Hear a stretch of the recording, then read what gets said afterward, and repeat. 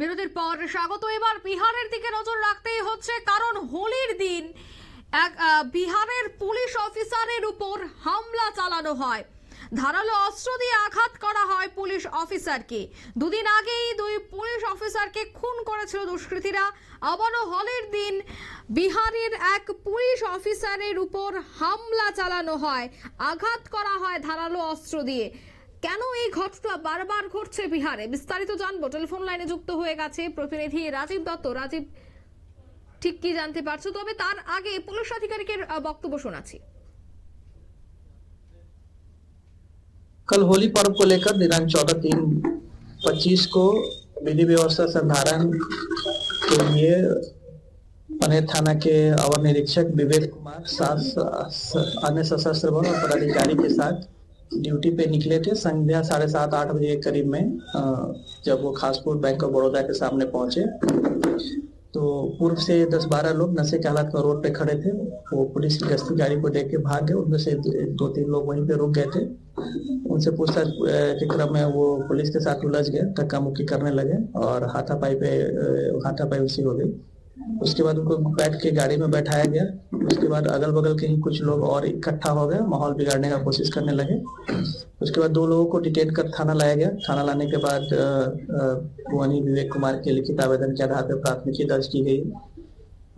इनमें 10 लोगों को के खिलाफ नामजद प्राथमिकी है, कुछ इसमें अज्ञात लोग हैं। इनमें से 2 लोगों को गिरफ्तार कर आज न्यायिक हिरासत पर भेजा गया और अन्य लोगों के खिलाफ भी कार्रवाई की जा रही है।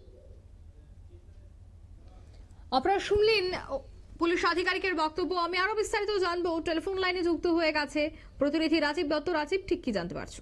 দেখো, প্রথমেই বলি যে বিহারে যেভাবে পরপর পুলিশের উপর আক্রমণ হচ্ছে, হামলা হচ্ছে এবং পুলিশকে খুন করা হচ্ছে, তাতে বিহারের আইন শৃঙ্খলা নিয়ে কিন্তু প্রশ্ন উঠে গেছে।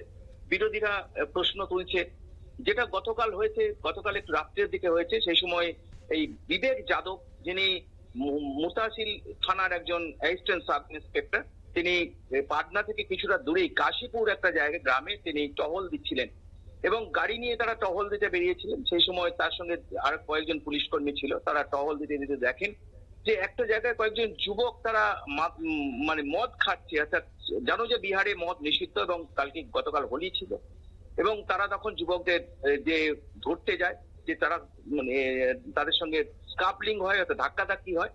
সেই সময় হঠাৎ করেই কিন্তু ছুরি বার করে আক্রমণ করা হয় এই বিবেক যাদব এবং পুলিশ কর্মীদের। বিবেক যাদবকে মানে ছুরির ঘায়ে তিনি যথেষ্ট ইনজিওর্ড হয়েছেন।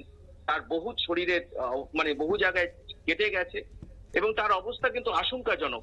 যে বিহারে কিন্তু মানে তাকে সরকারি হাসপাতালে ভর্তি করা হয়েছে। বিহারে কিন্তু একের পর এক ঘটনা, যে এর আগে 48 ঘন্টার আগে দুটি পুলিশ অফিসারকে খুন করা হয়েছে। যেমন প্রথমে যেটা ঘটেছে, রাজীব রঞ্জনকে খুন, একজন অ্যাসিস্ট্যান্ট সাব ইন্সপেক্টর আরারিয়ার এতে তাকে খুন করা হয়েছে, তাকে পিটিয়ে মারা হয়েছে। একইভাবে গত পরশুদিন যেটা হয়েছে, সন্তোষ সিং, যিনি মুঙ্গেরের একজন একটি থানার অফিসার, তিনিও ডিউটি করছিলেন। যখন ডিউটিরত অবস্থায় তাকে আক্রমণ করা হয় এবং তিনি ঘটনাস্থলেই প্রাণ হারান। তাই পুনরায় আবার গতকাল রাত্রিবেলায় এই বিবেক যাদবের উপর হামলা করা হলো। যে একের পর এক ঘটনা, যে বিহারের আইন শৃঙ্খলা নিয়ে কিন্তু প্রশ্ন উঠছে। বিরোধীরা প্রশ্ন তুলছেন যে নীতিশ কুমার যখন বলছেন যে স্বচ্ছ প্রশাসন এবং বিহারে তিনি এনেছেন, কিন্তু দেখা যাচ্ছে মানে একের পর এক হামলা হচ্ছে। পরপর 2জন পুলিশ অফিসারকে খুন করার পর বিহারের রাজনীতি সরগরম। তার মধ্যেই কিন্তু হোলির দিন গতকাল রাত্রে বিবেক যাদব বলে একজন অফিসারকে তার উপর হামলা হলো। মারাত্মক আহত হয়েছেন, তিনি মৃত্যুর সঙ্গে পাঞ্জা লড়ছেন। তো এই নিয়ে প্রশ্ন উঠছে যে মানে যদিও পুলিশ কর্মী তারা বিহার পুলিশের ডিজি তিনি পরিষ্কার নির্দেশ দিয়েছেন, যে সমস্ত দুষ্কৃতীরা এই ঘটনা করছে তাদের কঠোর হাতে মোকাবিলার নির্দেশ দিয়েছেন এবং ইতিমধ্যেই বিরোধীরাও নীতিশ কুমারের কাছে দাবি করেছেন যে বিহারের এই যে আইন শৃঙ্খলার সমস্যা হচ্ছে তা কড়া হাতে দমন না করতে পারলে সমস্যা আরো বাড়বে এবং তাকে আবেদন করেছেন কড়া হাতে দমন করা হোক আইন শৃঙ্খলা যারা এই ঘটনা ঘটাচ্ছে। এবং শুধু তাই না, বিহারে মদ নিষিদ্ধ, হোলির দিন কিভাবে কোথা থেকে মদ এলো সেটারও তদন্ত দাবি জানিয়েছেন বিরোধীরা। একের পর এক ঘটনা, যার ফলে বিহারের যে রাজনীতি উত্তপ্ত হয়ে উঠেছে। কারণ বিরোধীরা তারা বারবার প্রশ্ন তুলছেন যে প্রতিদিন 48 ঘন্টা কাটতে না কাটতে আবার পুলিশ অফিসারের বিরুদ্ধে উপর হামলা হলো। এটা নিয়েই কিন্তু মানে একটা বিরোধীরা প্রশ্ন তুলছেন, কি প্রশাসন চালাচ্ছেন নীতিশ কুমার। অঙ্কিতা, ধন্যবাদ। অর্থাৎ এই বিষয়গুলিকে কেন্দ্র করে কিন্তু বিরোধীরা নীতিশের উপর রীতিমতো আঙুল তুলছে। বিহারে স্বচ্ছ প্রশাসন চলছে, তবে স্বচ্ছ প্রশাসন যদি বিহারে থাকে তবে কেন পুলিশের উপর প্রতিনিয়ত এই হামলা? এই বিষয়গুলিকে নিয়ে কিন্তু এবার বিরোধীরা নীতিশ কুমারকে কাঠগড়ায় দাঁড় করাচ্ছে। নিয়ে নিচে ছোট্ট একটি বিজ্ঞাপন বিরতি, সঙ্গে থাকুন।